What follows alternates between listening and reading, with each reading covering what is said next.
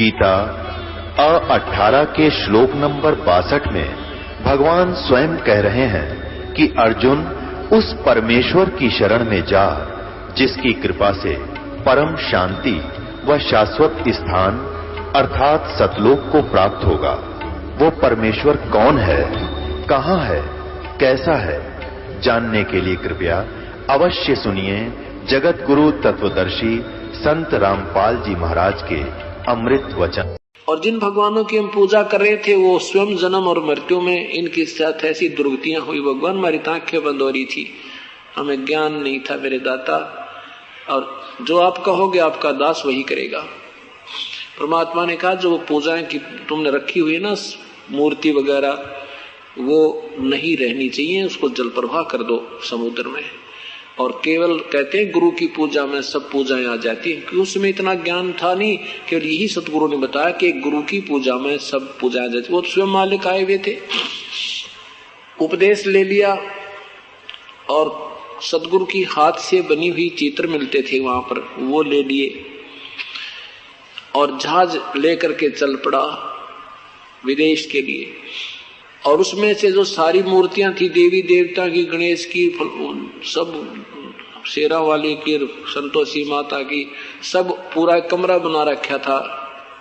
धार्मिक व्यक्ति होते हैं वो ऐसे संग्रह करके रखते हैं, सब देवताओं की पूजा करते हैं, क्योंकि वो भक्ति के व्यापारी होते हैं। और भक्ति का व्यापारी जो है वो लूटना चाहता है कि सारी लूट लूं। गणेश जी ने भी लूट लो, शिव जी ने भी लूट लो, भगवान कृष्ण ने भी लूट लो, इनसे भी लाभ मिल जावे, इनसे भी मिल जावे। तो इसलिए वो सब मूर्तियों की ढेर रखी हुई थी, श्रद्धा होती है। तो क्या किया सेठ जी ने, सारी मूर्ति इकट्ठी करके और चलते जहाज में समुद्र में जल प्रवाह कर दी, और एक मूर्ति अपने सतगुरु की लगा दी। अब वो तो भगवान भी वही थे और गुरु भी वही थे। अब ये आजकल के नकली गुरु अपने आप को भगवान कहलाते हैं कि गुरु भगवान होता है। भगवान गुरु जो है इष्ट हमारा जो मालिक होता है, और गुरु उससे मिलाने वाला एक मीडिया होता है। ये तीन सतिथि न्यारी होती है, लेकिन हमने गुरुजीव को ईश्वर के तुल्य मानकर चलना पड़ेगा, लेकिन फिर भी इष्ट अलग ही होता है। अब उन जहाज के अन्य सेठों ने देखा कि दामोदर जी तो बहुत बड़े श्रद्धालु थे और इतनी देवताओं की मूर्ति थी, ये कहाँ गई।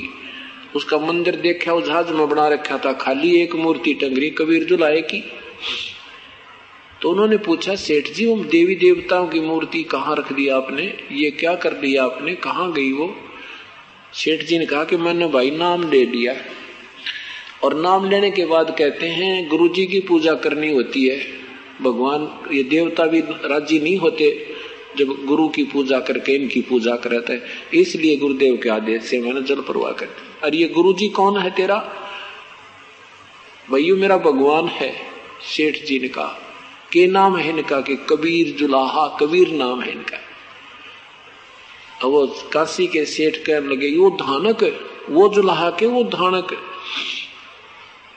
अब सेठ जी कहने लगे भाई कुछ भी कहो तुम, मेरा तो यू भगवान हो गया और मेरे हृदय ने मान लिया, अब तुम कुछ भी कहो मेरे लिए परमात्मा है। तो उसका नाम कबीर धर दिया। सेठों ने व्यंगात्मक उनको कबीर कहने लगे दामोदर को, कि वो आ गया कबीर। और परमात्मा की महिमा, क्योंकि 1-2 महीना सेठ वहां रुका था और सतगुरु की लीला सुनी थी, लोगों को लाभ हुए, उन्होंने सुनाए थे। उनकी सुनी हुई कथाओं को जहाज में अपने अन्य सेठ साथियों को दामोदर 2 महीने तक सुनाता गया जहाज से पार करने में। तो वो दूसरे कहने लगे भी पागल हो गया, न्यू कहने लगे यो आ गया कबीर, वो आ गया कबीर, आजा कबीर सेठ आजा भाई। अब परमात्मा तो सोचा करता बढ़िया है, नकुम्या के मुंह तो भगवान का नाम तो निकल रहा है, इनका भी उद्धार हो जाएगा किसी ना किसी तरह, कुछ भी कहो ये। तो वापस आ रहे थे 6 महीने के बाद, 1 वर्ष के बाद वापस जहाज आ रहा था और एक समुद्री तूफान उठा। इतना भयंकर तूफान होता है, 50-40 फुट ऊंचा, हवा में पानी उठकर आंधी की तरह ऐसे फुल स्पीड पर 200 किलोमीटर प्रति घंटा स्पीड से प्रस्थान कर देता है और वो दूर से नजर आ जाता है। और ले भाई, तो वो ऐसी सती थी आगी, चांद का चांदना था और आभास हो गया कि समुद्री तूफान बहुत जोर का उठ लिया। उस दिन परमात्मा कबीर साहब सत्संग कर रहे थे। कुछ गर्मी सर्दियों के दिन था, रात सर्दियों की रात्रि थी। आसपास भक्तजन बैठे थे पर वो अपना सत्संग कर रहे थे। ऐसे सत्संग कर ऐसे किया, आसपास बैठे भक्तों के पानी के घने छींटे लगे, जैसे नो पूरा जो है ना एक हाथ में लेकर चलू भर कर ऐसे मार दिया करे नो। तो उन्होंने देखा और फिर न्यू करके फिर न्यू कर दिया। सतगुरु ने उन बालों के दाढ़ी के पानी के जो छींटे लगे तो एक दूसरे कहने लगे भाई। पूछा गुरुदेव से क्या हो गया गुरुदेव? कहने लगे भाई ये भी कोई बात है बताऊंगा कि एक जो दामोदर सेठ है नाम लेके गया था, उसका जहाज डूबा था भाई। वो जहाज बचाया मैंने जाके, और नहीं तो आज उस बेचारे का अंत समय था। शरण में ना होता ना आज वो कति खत्म हो जाना था। अब वो नादान बैठे थे ना, वो इन्हों सोचे गुरु जी घनी भीड़ हो रही थी और बात सत्संग कर रहे थे, शब्द गावे थे, पसीने आगे होंगे, मन में खोट घना हो जाए हमारा रहता है काफी समय तक कि गुरु जी भी एक आधी बार तो ना कभी झूठ बोलने हमारे सामने बैठे हैं, अन्नों का जहाज बचा का आए। उधर से क्या हुआ कि वो समुद्री तूफान बहुत भयंकर उठ कर आया तो सब ने अपनी मंगल कामना के लिए अपने इष्ट देवों को याचनाएं की, लेकिन वो तूफान रुकने का नाम नहीं ले रहा और जहाज भी ऐसे ऐसे लगा होने। और दामोदर सेठ बैठे आराम से। अब दूसरे सेठ जाकर कहने लगे दामोदर आज तो भाई कति सारा जोड़ा जाड़ा धन, और उनका परिवार भी कईयों का साथ था सेठों का, और क्या भैया तो मर गए, आप ऐसे शांत क्यों बैठे हो, आप भी याचना करो अपने भगवान से। तो वो कहने लगा भाई मेरा भगवान तो गरीब सा जुलाहा है, मेरा भगवान तो एक मामूली सा व्यक्ति है। आपके भगवान श्री कृष्ण जी ने पाठ उठाया था, आपके भगवान जी ने हनुमान जी ने पाठ द्रोणागिरी उठाई थी, इसे मोटे मोटे गदा ले रहे। आपके भगवानों के साथ मेरा भी तीर्ण हो जाएगा, मेरी भी रक्षा हो जाएगी। अब सेठ समझदार सेठ भी होते, समझदार व्यक्ति थे, कहने लगे दामोदर ये उस समय भाई न्यो खोण का नहीं है, हमारे से गलती होगी, हमने बहुत अभद्र व्यवहार किया आपके साथ, पर आज आप अपने भगवान से भी अर्ज कर लो, यह बात बिगड़ गई कति। और यूं कहते हैं पता ना किसकी सुन ले भगवान। परमात्मा बोला भाई थारे तो बड़ा कोई भगत दिखता ना मुझे, और भाई मेरी के सुनेगा, मेरा कबीर तो भगवान भी कोई नहीं, बता कैसे अर्ज करूं, थारे सारे मेरी भी बचाव हो जाएगा। तो उन्होंने कहा भाई मजाक ना करे। अब वो स्वाभाविक बैठा था कि ये अपने भगवानों को अच्छा मान रहे हैं, फिर मेरे तो एक गुरुजी की पूजा करता हूँ, इनके बचाव नहीं होगा तो मेरे तो क्या होगा। तब वो खड़ा होकर कहने लगा भाई तुम बैठ जाओ। तब दामोदर जी ने कहा है परमात्मा मैंने आपकी घनी महिमा गा दी, इनका गए, और ठीक है मुझ पापी में इतनी योग्यता नहीं होगी, मैं इस योग्य नहीं होऊंगा कि आप मेरी रक्षा कर सको, क्योंकि तूफान बहुत ही उग्र रूप धारण कर चुका था। ये परमेश्वर मुझ पापी के कारण आपकी बेइज्जती होगी आज, और यहाँ से बचा लो मेरे दाता, और फिर चाहे कुत्ते वाली मौत मार दियो, आपके दास को कति चिंता नहीं, मेरा ऐसा ही संस्कार होगा। इतना कहकर बेहोश हो गए। कहते सच्चे मन के मीता हर तो सच्चे मन के मीता, और कद बिलनी काशी पढ़ाई कद पढ़ाई गीता, झूठे बेर राम ने खाए नेक सर्व ने कीता। तो जब हम जिस भी इष्ट की साधना करते हैं उसकी इतनी प्यार और इतनी श्रद्धा से उसके अंदर समर्पित है, फिर ऐसे समय में वो परमात्मा यूं बचाव करता है, सहयोगी होता है। उसी समय वो तो बेहोश हो गए सेठ दामोदर जी तक, और उधर से तूफान ऐसे बैठ गया जैसे नाम निशान नहीं था, बिल्कुल शांत समुद्र हो गया। बोलो सतगुरुदेव की जय। काफी देर के बाद भगत जी होश में आए। जब चेत हुए तो कंधे पर बैठा लिया दामोदर सेठ को। उन सेठों ने उठा लिया ऊपर ने, भाई जय हो, बोलो दामोदर सेठ की जय। वो बोला मेरे भगवान की जय बोलो, बोलो कबीर परमेश्वर की जय। और सबने ये कहा भाई दामोदर, अब जाते ही हम कबीर परमात्मा के चरणों में समर्पण करेंगे। हमने सबने ये कसम खाई है कि आजीवन बच गया तो हम दामोदर वाले सेठ के गुरुदेव से नाम लेंगे, आजीवन चरणों में रहेंगे। हमने भाई जाते नाम लेना। आज से चलते चलते हफ्ते 10 दिन में पहुंचे। उस दिन भी परमात्मा सत्संग कर रहे थे और वही भगत जन गिने चुने वहां पर विराजमान थे। इतने में बाहर से आवाज लगाते हुए आए, जय हो बंदी छोड़ की, जय हो बंदी छोड़ की, जय हो बंदी छोड़ की। सारे सेठ सीधे बंदी छोड़। वो पहले तो वहां पूछा, वहां से घर से पता लगा कि वो तो सतगुरु तो सत्संग कर रहे हैं। सेठानी दामोदर की पत्नी भी वहीं गई हुई है। तो सारे सीधे के वहीं पहुंचे जहां पर सत्संग हो रहा था। तो कबीर परमात्मा ने कहा भी देखना बाहर क्या आवाज आ रही है, क्या शोर हो रहा है। 2-4 भक्त बाहर गए। उन्होंने देखा कि सेठ दामोदर के साथ कई लालाजी आए हैं। कहा सतगुरु आपका सेवक दामोदर सेठ के साथ कई सेठ आए हैं, आपकी जय जयकार कर रहे हैं, आपसे कोई मिलना चाहते हैं और कोई खास घटना घट गई उनके साथ में, वो बताना चाहते हैं। परमात्मा ने कहा बुला लो भाई। अब चरणों में दंडवत प्रणाम करो, एक टांग का खड़े होकर आंखों में पानी भरकर रोवे। और वो दूसरे सेठ कहते हैं भगवान हमने आपके बारे में आपके दास को बहुत दुखी किया, हम पापियों का उद्धार करो। और फिर कहते हैं भगवान आज आपकी दया से आपने अपने हमारा जीवन की रक्षा हुई, हमारे बच्चों की रक्षा, हमारा धन बच गया, हमारा जहाज बच गया। ये परमात्मा ने कोई आसार नहीं थे हमारे जहाज बचने की। आपने अपने बच्चे की बड़ी पुकार सुनी, आपको याद करके ये बेहोश हो गया दामोदर।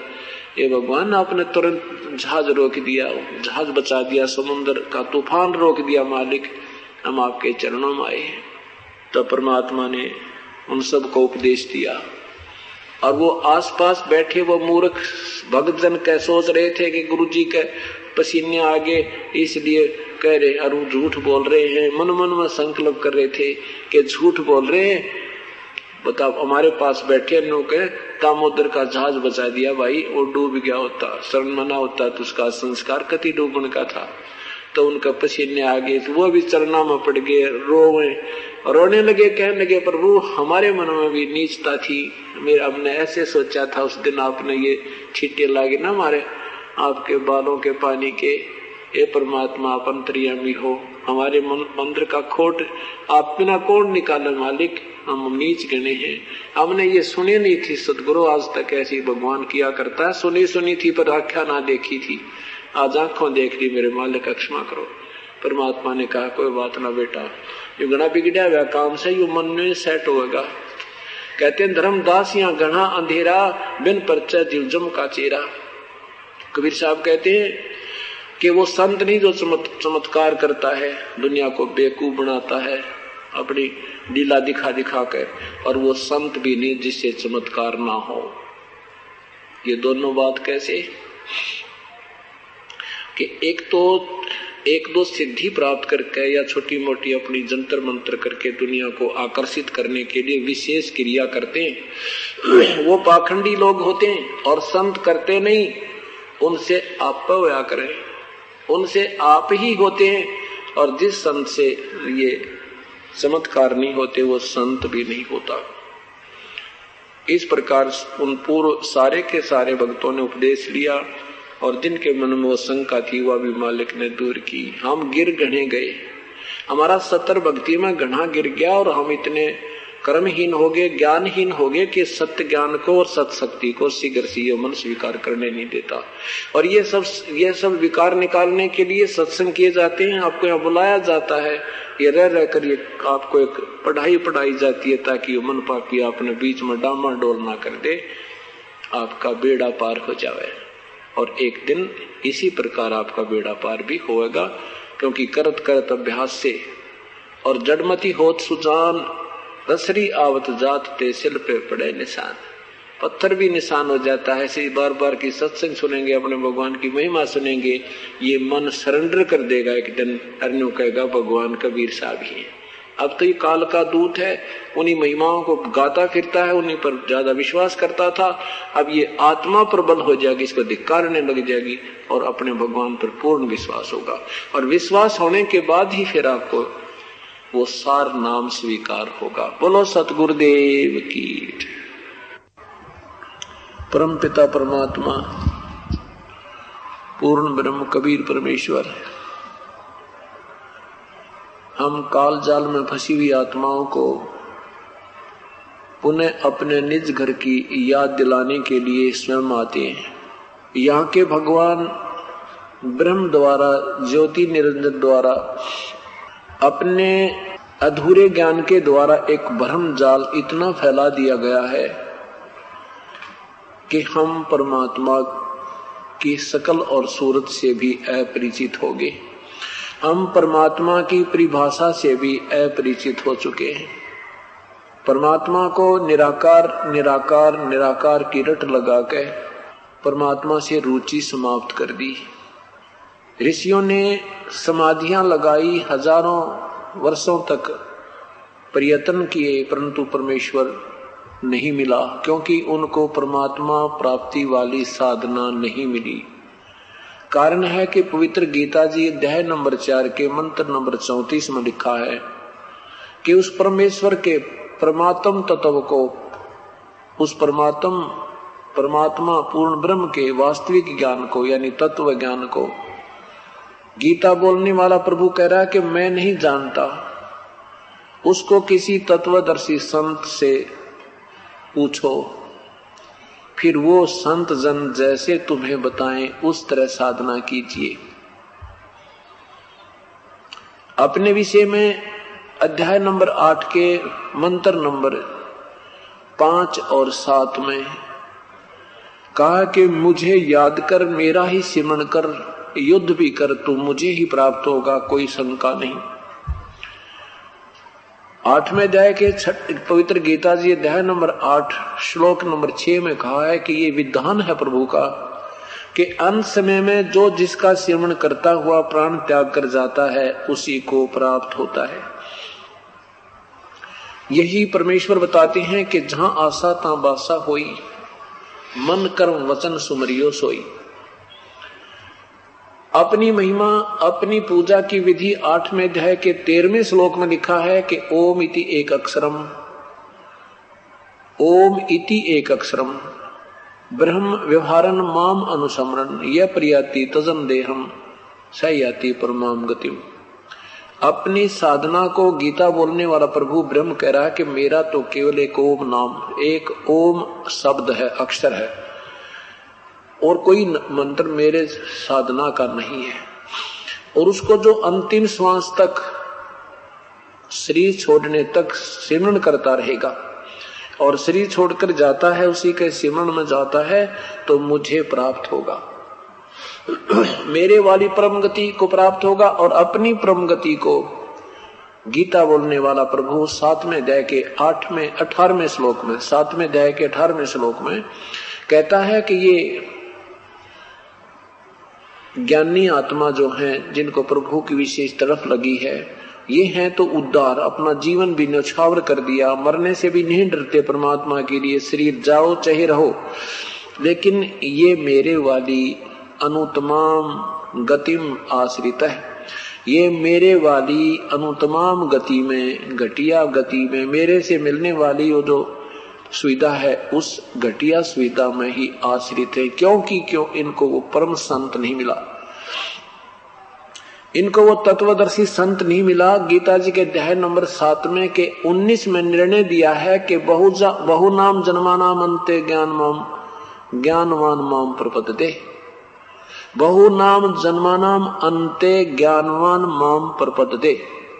मेरी पूजा भी, ब्रह्म तक की साधना भी, बहुत कौन ना जाने कितने जन्म के अंत के जन्म में कोई ज्ञानी आत्मा ब्रह्म तक की साधना करता है, नहीं तो नीचे के देवी देवता माता मसाणी पितृ पूजाओं में अपना जीवन व्यर्थ कर जाता है। ब्रह्मा विष्णु महेश तक तीनों गुणों की पूजाओं तक लगा रहता है।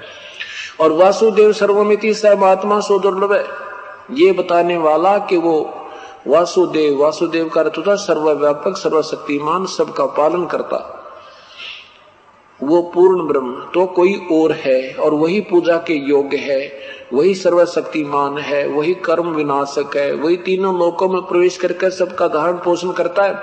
ये ज्ञान देने वाला संत तो बड़ी मुश्किल से मिलेगा।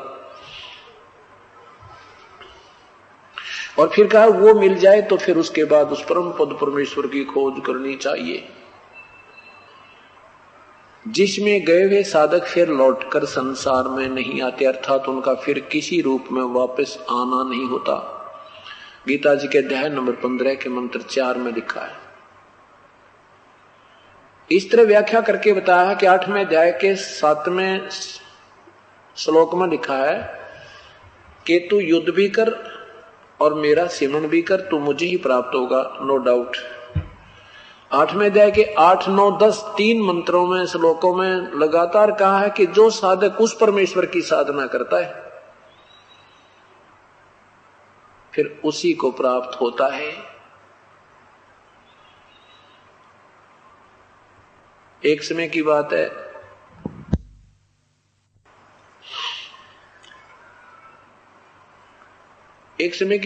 कि काशी के नरेश, बनारस के राजा श्री वीर देव सिंह बघेल अपने घर में, अपने मकान के साथ में बाग में एक सत्संग का आयोजन करवा रहे थे। उसमें संतजन आए हुए थे। उस समय के बहुत से महापुरुष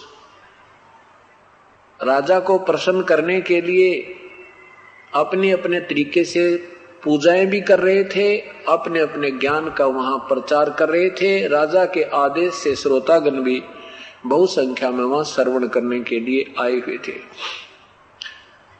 उसी समय परमेश्वर पूर्ण ब्रह्म कबीर साहब भी वहां उस सत्संग में उपस्थित हुए।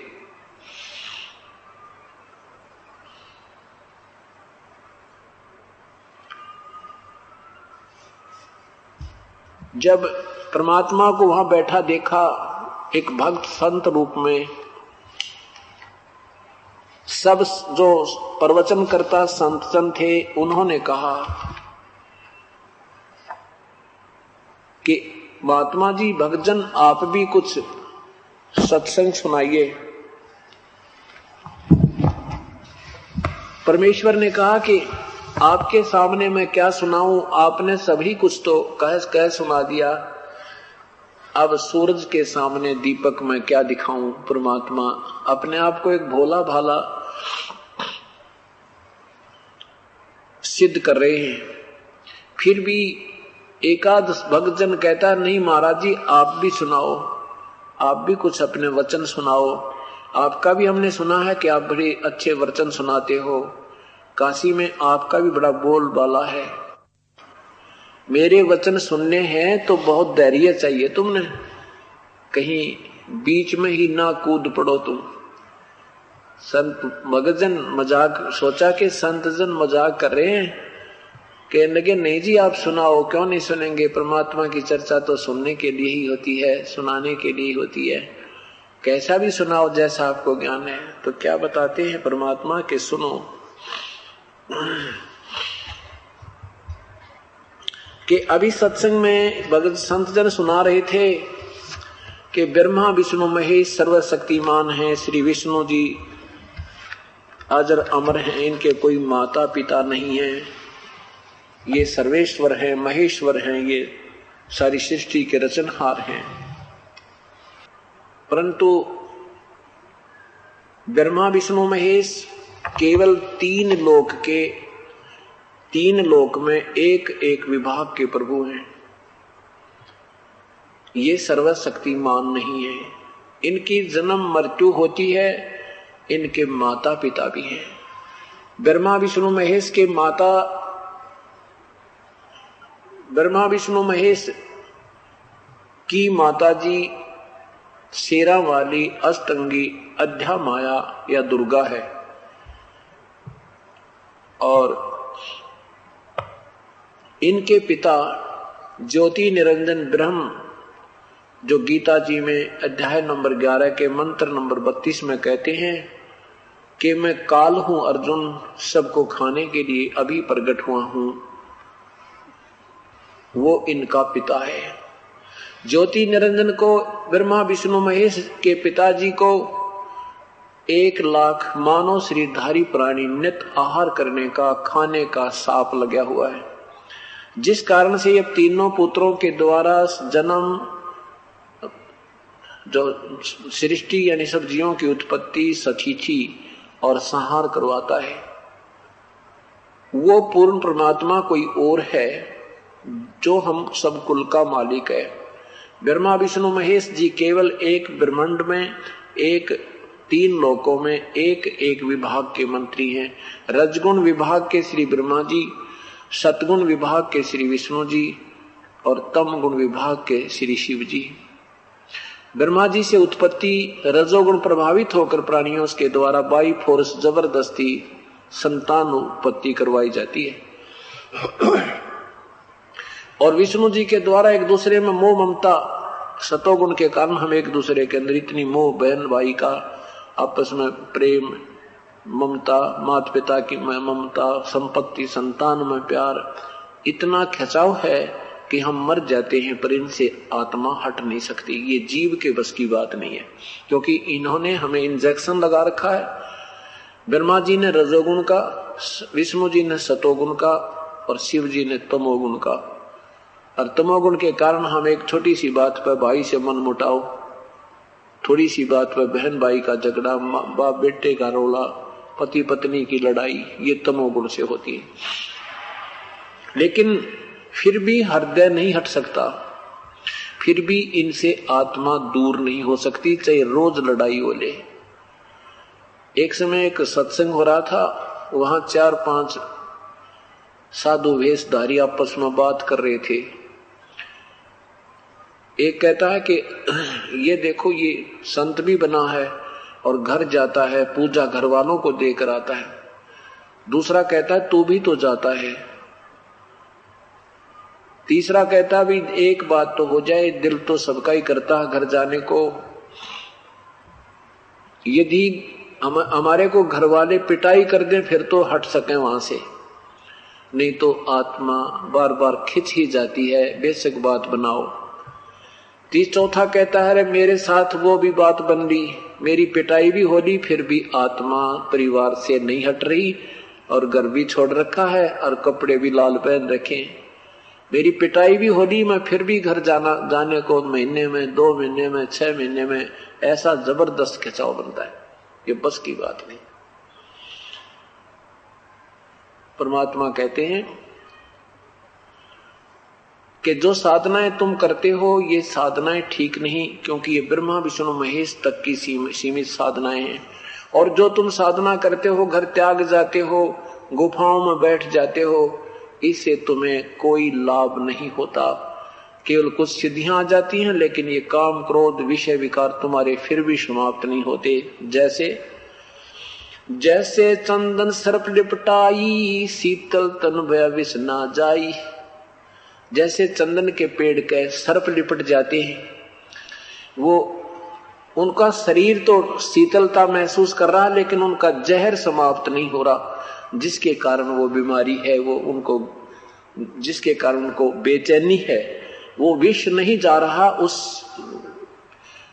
चंदन के पेड़ से लिपट जाने से सर्प का विष समाप्त नहीं होता। ये काम, क्रोध, मोह, लोभ, अहंकार रूपी विष है, इसके कारण हमें बेचैनियां हैं, और जो साधनाएं जिन प्रभुओं तक की तुम कर रहे हो, इनसे तुम्हें कुछ ऐसा महसूस हो रहा है कि हमें कुछ राहत मिली है, लेकिन वो वासना समाप्त नहीं। एक समय की बात है, एक किसान का लड़का बहुत प्रभावित हुआ परमात्मा से। छोटे छोटे बच्चे, एक 1.5 वर्ष का, एक 3 वर्ष का, उन दोनों को त्याग कर और वैराग्य ले लिया।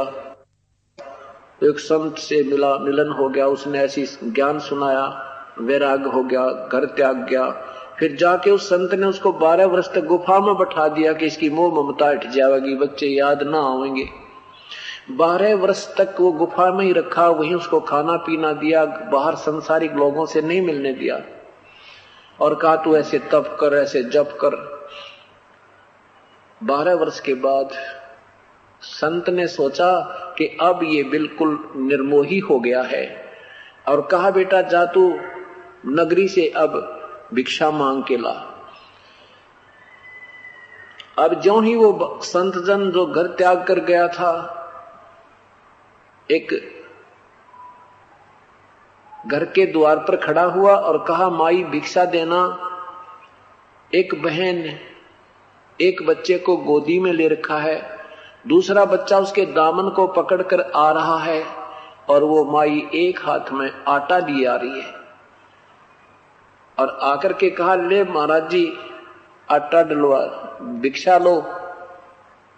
अब वो भिक्षा तो ले ली और देखने लग गया, देख छोटा सा बालक, और एक माई के गोदी में है, एक माई के कपड़े को पकड़े हुए आ रहा है।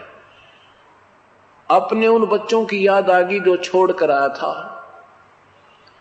उस 12 वर्ष की साधना के उपरांत उस ममता ने, उस मोह ने अंगड़ाई ली, उस सतोगुण ने प्रभाव दिखाया। उसने सोचा ओए होए मेरे बालक भी छोटे छोटे थे, हे भगवान जिस स्त्री का पति ना हो वो कैसे प्रवेश कर सकती है अपने बच्चों की, मेरे बच्चों की क्या दुर्गति हुई होगी, हे भगवान तुम ही जानो। मन में प्रेरणा उठी कि एक बार देख तो आऊं घर जाके उनकी क्या दशा है। फिर एक मन में आती है छोड़, इतने दिन बीत गए हैं, हो गया सो हो चुका होगा, ऐसा कहकर फिर वापस चल पड़ा। फिर सोचा कि एक बार दूर से देखाऊंगा, कौन पहचानेगा मुझे, और जाके या खेत में देख लूंगा काम कर रहे हैं कि नहीं है, वैसे पूछ लूंगा किसी से कि इनके पिताजी कहाँ गए, इनके बच्चों का क्या हाल रहा। ऐसे सोचकर ऐसे चल पड़ा। 1 किलोमीटर जाके फिर मन में आया तो क्या करेंगे, छोड़, जो हो गया सो हो गया। फिर वापस आ गया। 1 किलोमीटर वापस आ गया, फिर याद आई कि एक बार देखने में क्या दिक्कत है, चल ही पड़ते हैं। यानी 3 बार तरी अरसल उल्टी सुल्टी करी, और फिर पटक उसका उस जोड़ी ने उस आटे न चल पड़ा।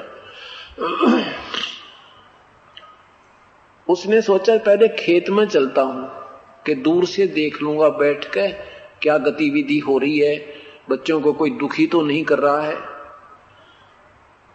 अब जब वो खेतों की तरफ चला तो वो उसका एक भाई खेत में काम कर रहा था, और उससे बाबा जी की पत्नी भी वहीं खेत में अपना कोई पशुओं का चारा वगैरह लेने आई हुई थी।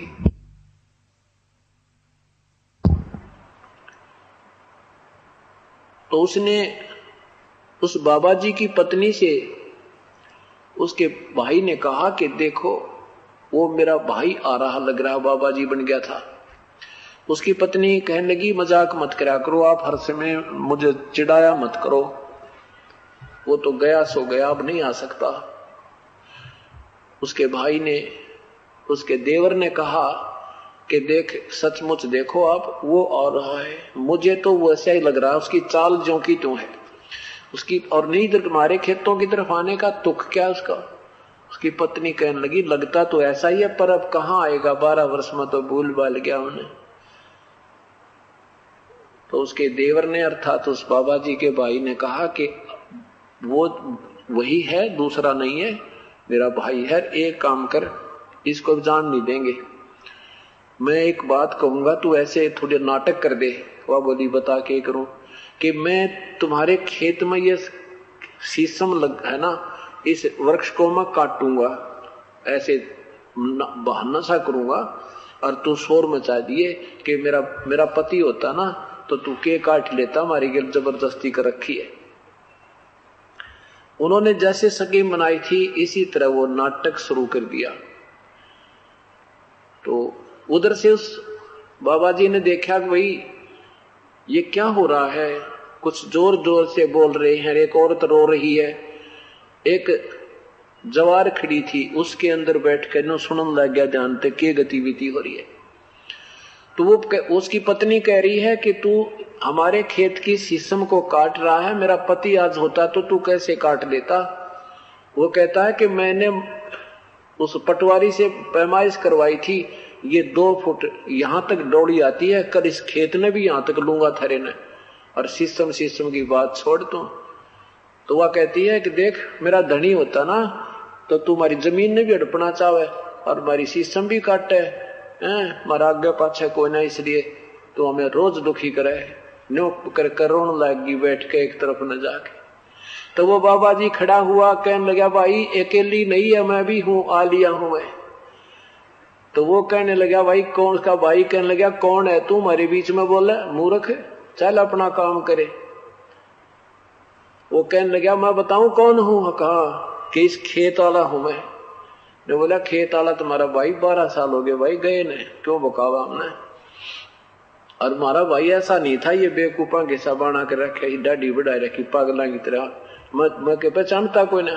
ने बोला अच्छा, वहां कोई नाई आया हुआ था किसी किसान के बाल काटने खातिर, वहां पहुंचा बाबा जी। ने बोला भाई मेरे बाल काट पे ना सारे, कौन है तुम? बोला मैं फलाना हूं। वो अच्छा न्यू कैसे आना हो गया? बोला तू एक बार जल्दी करे, बात बिगड़ गई। तो उसने नाई ने ऊपर के बाल भी, सिर के भी काट दिए, दाढ़ी भी काट दी और उसाई बना दिया जैसा था। अब गया जाके ने बोला देख कौन हूं, पहचानी मैंने। तो उसने भाई ने उसकी ऐसे सीने से लगा दिया, रे मेरा भाई बहुत दिन में आया रे हमने तो रो मर गए तेरे बिना।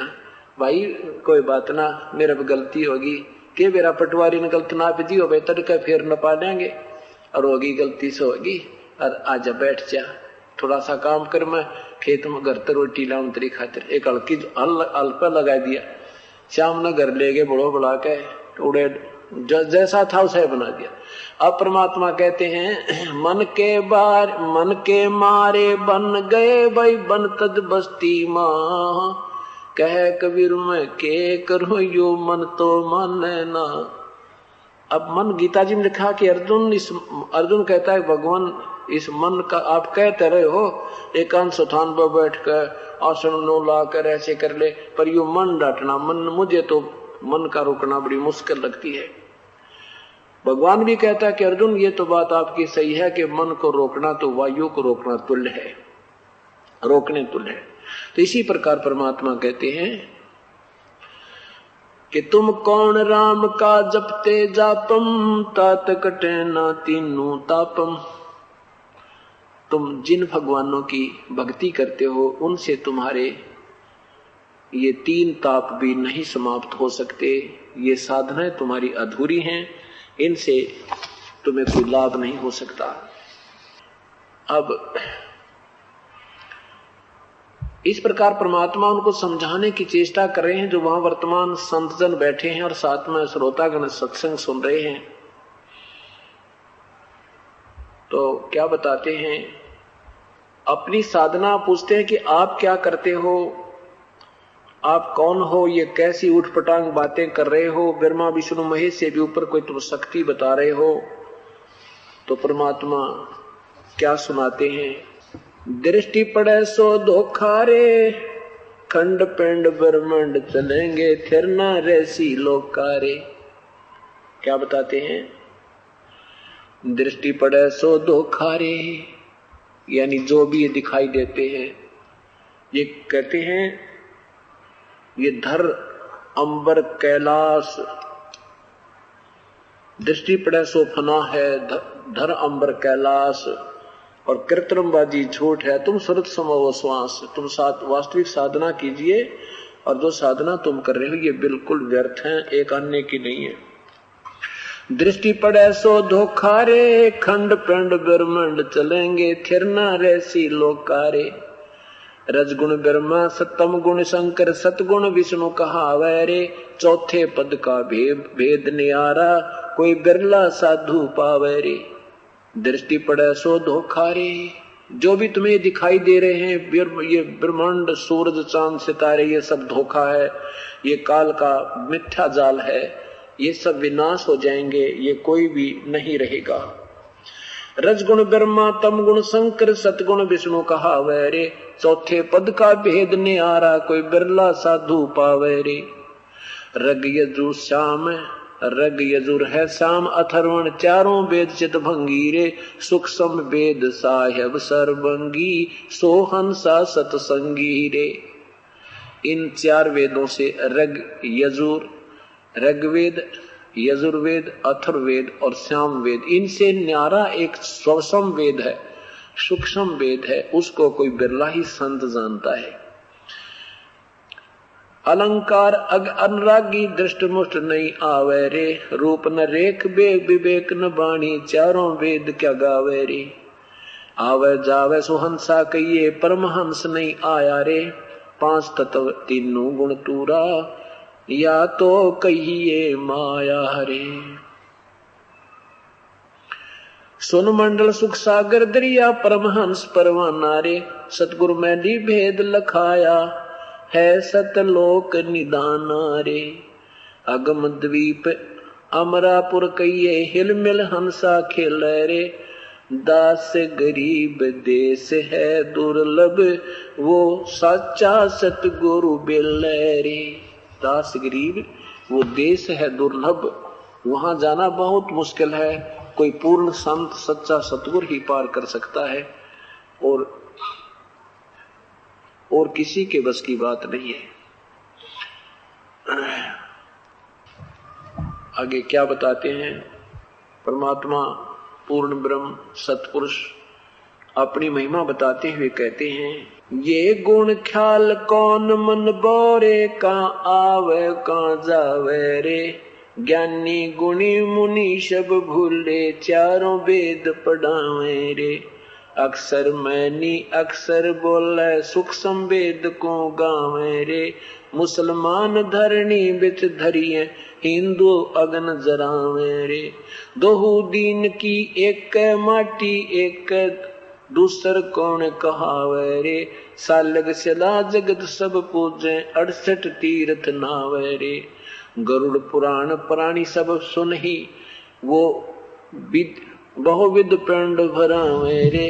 अंत कोट 84 भटक, जन्म जन्म डहकावे रे। राजा प्रजा पशु पखेरु, शुक्र समान बनावे रे। पंच अग्नि झरने जल बैठे, धूमर पान जुलावे रे।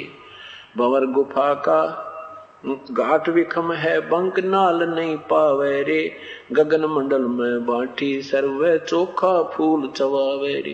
परानंदनी काम धेन है, छिन छिन माही दुहावे रे। जाके गर्भ नहीं रहता, वा बन जाना गावे रे। खीर खुरदनी भोजन हंसा, अमृत प्याला प्यावे रे। शंखों गुरु गर्द में मिल गे, चेल्या न कौन छुटावे रे। क्या कह रहे हैं कि शंखों गुरु गर्द में मिल गए। ये नादान संत थारे जैसे जो तुम बैठे हो संत, वहां जो सैकड़ों वक्ता आ रहे थे, हजारों श्रोता बैठे थे। परमात्मा कह रहे हैं कबीर साहब, संख थरित तुम्हारे जैसे शंखों गुरु गर्द में मिल गए, इन चेलों को कौन छुटावे रे। जा मुर्शिद की मैं कुर्बानी, आत्म तत्व दर्शावे रे। परमात्म तत्व दर्शावे रे। अवगत मूर्ख अचल अवचल सूरत, सतगुर अलख लखावे रे। दिल दर्पण दूरबीन कहा है, बिन चश्मे दर्शावे रे। रसना बिना राम रंग बोरे, सरबन बिना सुनावे रे। नाभ कमल में दमन दरबानी, द्वादश मद समावे रे। लख 84 बहोर न भर में, भरम 83 मिटावे रे। ओहंग सोहंग मद महल है, रंकार धुन लावे रे। इला पिंगला मद्वार है, सुषमन सुरत लगावे रे। तिल परवान ब्रह्मरंद्र है, मन हस्ती नहीं समावे रे। तहां पपील पंथ नहीं बोरे, मीनी खोज गोहरावे रे। मान सरोवर हंस रहते हैं, वो मोती बिन चुगावे रे। सुरत नृत की डोरी गहो, सुन में गुड़ी उड़ावे रे। दास गरीब शब्द चिंतामणि, गगन मंडल को ध्यावे रे।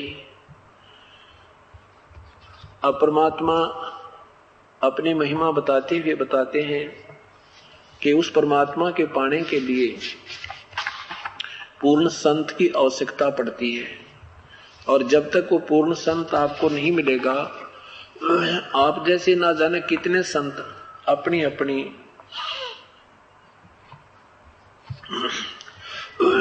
कहकर अपनी अपनी कहानी सुनाकर चले गए, उनको प्रभु की प्राप्ति नहीं हुई। क्या बताते हैं? तत् कहन को राम है, दूजा नहीं देवा।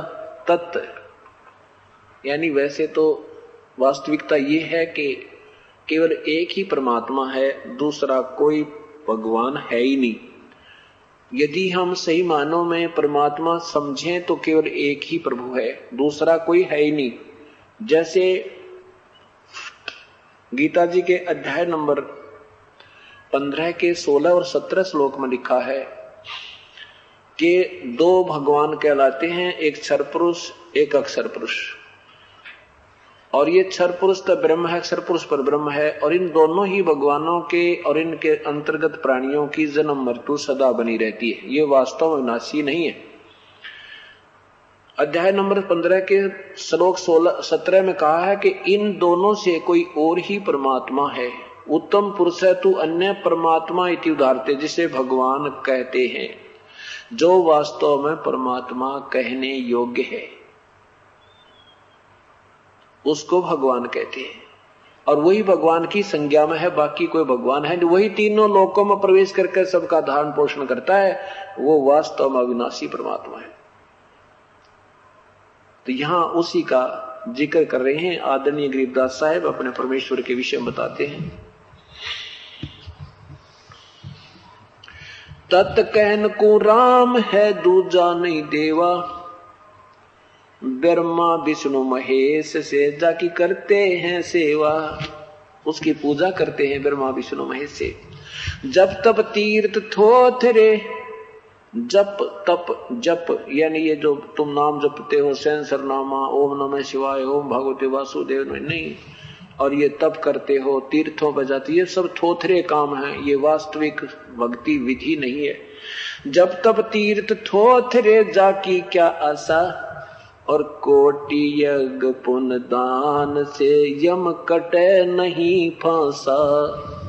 करोड़ों यज्ञ कर लो, कितना दान कर लो, जब तक सार नाम और सत्य नाम ये 3 मंत्र का जाप विधिवत पूर्ण संत से नहीं मिलेगा, तब तक इस काल की फांसी कटे नहीं। क्या बताते हैं आगे देखना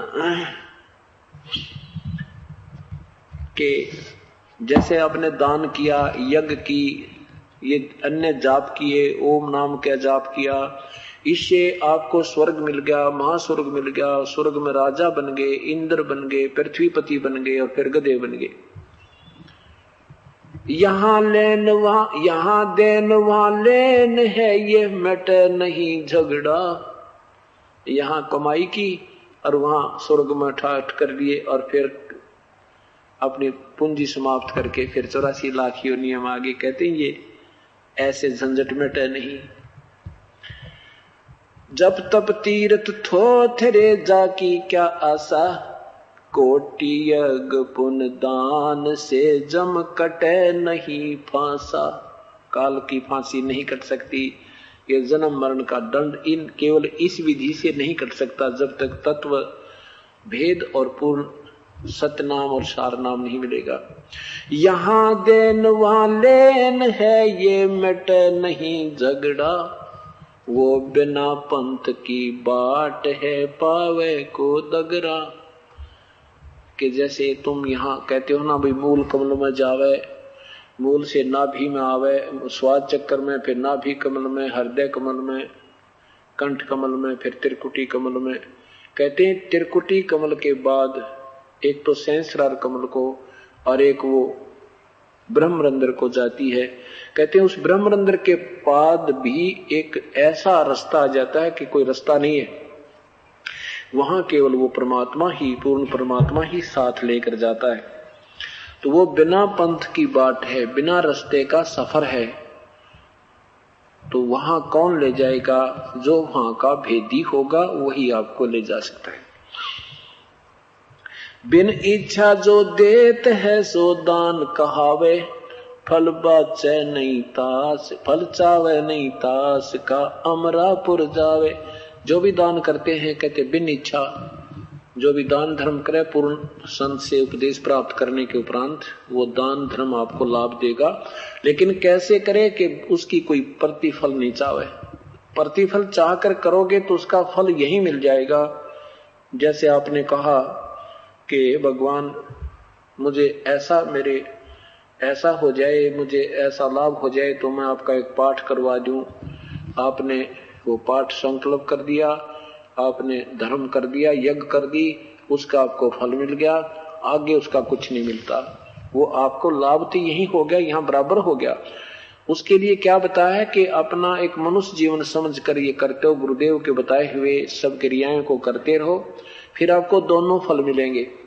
उस पुण्य का वो वास्तविक लाभ भी मिलेगा और साथ में थोड़ा मंदा कर भाई, कुंजा बहुत है। बिना इच्छा यानी उसकी कुछ वापसी प्रतिफल ना चाहते हुए एक अपना कर्तव्य समझकर दान करते चलो, उसके दोनों लाभ मिलेंगे। वो दान वाला लाभ भी मिलेगा और साथ में परमात्मा पाने वाले, परमात्मा की प्राप्ति के लिए जिस धन की आवश्यकता है उसमें भी उसको कन्वर्ट कर दिया जाएगा। वो सिमरण में भी आपका काउंट होगा। तो यहां बताते हैं बिन इच्छा जो देत है सो दान कहावे, फल चावे नहीं तास का फिर अमरापुर जावे। अमरापुर सतलोक में सकल दीप नौखंड के छतरी जिन जीते, सो तो पद में ना मिले विद्या गुण चीते।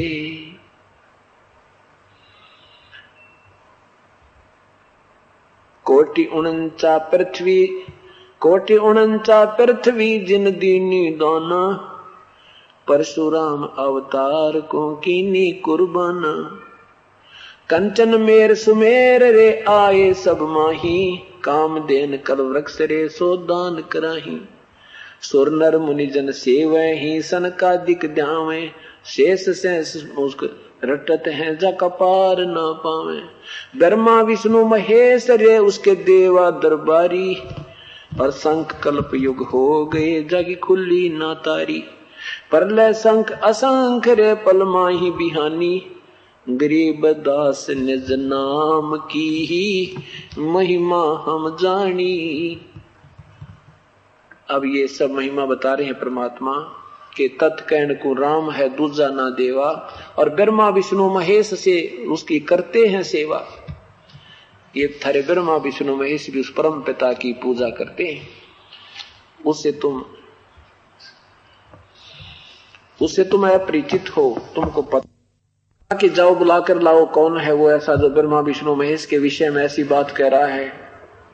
एक सिपाही और साथ में वो दो जो चुगली करके आए थे, वो संत राजा के पास गए थे, दोनों वह साथ में एक सिपाही, और आके कहने लगे चल तुझे राजा बुलाता है, तू क्या कह रहा था ब्रह्मा विष्णु महेश के विषय में, तूने क्या अनाप शनाप बोला है, चलो तुझे राजा बुला रहा है। परमात्मा ने कहा कि मैं एक मजदूर आदमी हूं और राजा का मेरा कोई काम नहीं। राजा को यदि आवश्यकता है मेरे से बात करनी है इस दास से, गरीब आदमी थे, तो यहीं आ जाएगा, हम राजाओं के यहाँ नहीं जाते। अब वापस गया वो सिपाही भी, साथ में वो दोनों चुगलखोर दोनों गए और कहने लगे राजन देख लो आपके सिपाही के सामने उसने क्या बोला है। कहता राजा को गरज पड़े तो मेरे पास आ जाए, मैं 300 राजा देखता हूं। तो उसने राजा बड़ा गुस्सा हुआ कि ऐसी हिम्मत। वहां से राजा भी चल पड़ा और गुस्से में होकर राजा भी चल पड़ा। उधर से परमात्मा ने क्या लीला की कि अपने आसन जमीन से 2 फुट ऊपर कर लिया। जमीन से 2 फुट ऊपर परमात्मा बैठे हैं, नीचे कोई सपोर्ट नहीं है, कोई नीचे बैठने का बैठना नहीं है, नीचे से बिल्कुल खाली है। मालिक को पता था कि इन राजाओं की इनकी इतनी औकात है। तो राजा ने देखा कि ये आदमी, हे भगवान, ये तो जमीन से भी ऊपर बैठा है, नु देखो तले के। राजा का पसीने आ गए। अरे तेरा गई तो भाई कोई महापुरुष है, ये कोई आम व्यक्ति नहीं है। चरणों में जाके प्रणाम किया, लेट गया। हे भगवान, अब जो लाए थे उनको बुलाकर वीरदेव सिंह बघेल को, अब उनकी तो मामरगी के राजा भी इनको प्रणाम कर रहा है।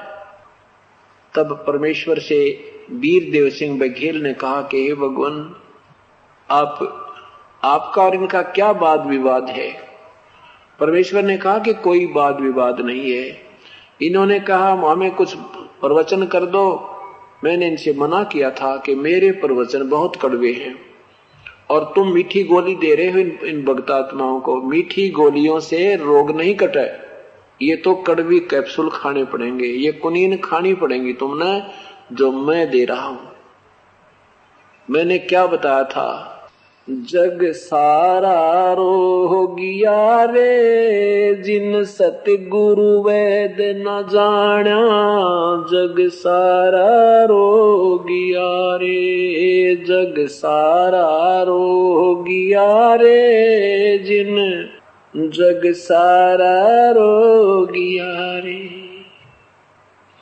जन्म मरण का रोग लगा है या तृष्णा बडरी खांसी। जन्म मरण का रोग लगा है, तृष्णा बडरी खांसी।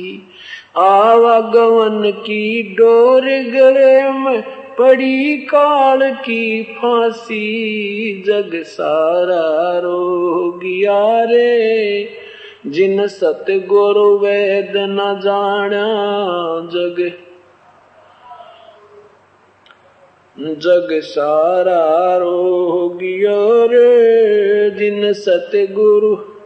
भाई देखा देखी गुरु से बन गए, किया न तत्व विचारा।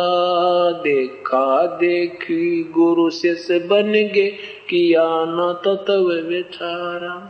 गुरु से दोनों के सिर पयु काल ठोके पंजारा।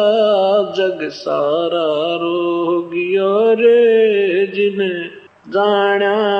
जग सारा रोगिया रे, जग सारा रोगिया रे।